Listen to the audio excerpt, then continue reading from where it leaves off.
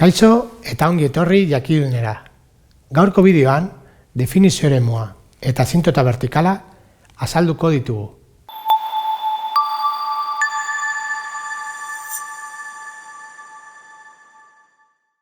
Funtzio honen definizio eremua eta bere asintota vertikala kalkulatu ditugu.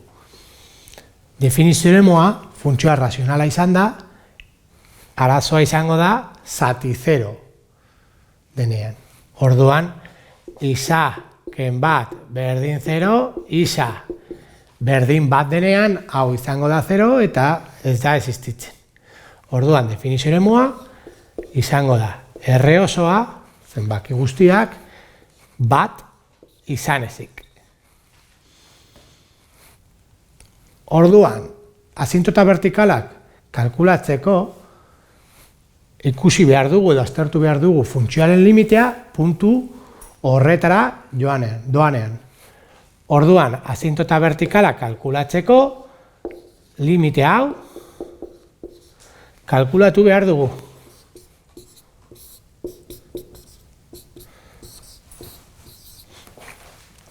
Bat zati 0 geratzen da. Orduan, alboko limitea kalkulatuko ditugu. Bat ezkerraldetik, bat eskuinaldetik. Eta begiratuko dugu, aztertuko dugu, ea plus infinitora doanean, minus infinitora edo zer gertatuko den. Orduan, hemen bat zati 0 daukagu, bietan, eta aztertuko dugu 0-ren signoa.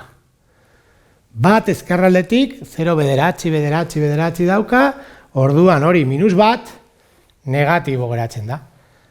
Bat eskuinaldetik, bat, 0,000 bat dauka, orduan minus bat, positibo geratzen da. Vale? Positibo zati negatibo, negatibo, eta positibo zati positibo, positibo. Bai? Alboko limiteren bat infinitora doanean, asintota vertikala egongo da, isa berdin A horretan, isa berdin bat kasu honetan. Hau izango da gure asintota vertikala. Eta alboko limiteek diote noradoa, bai, funtzioa, minus infinitora edo infinitora.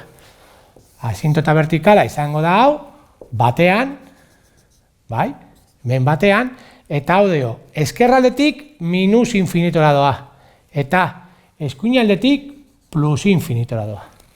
Hau izan da dena, mila esker ikusteagatik, eta gogoratu, sare sozialetan eta web orrian jarraitu jakindun.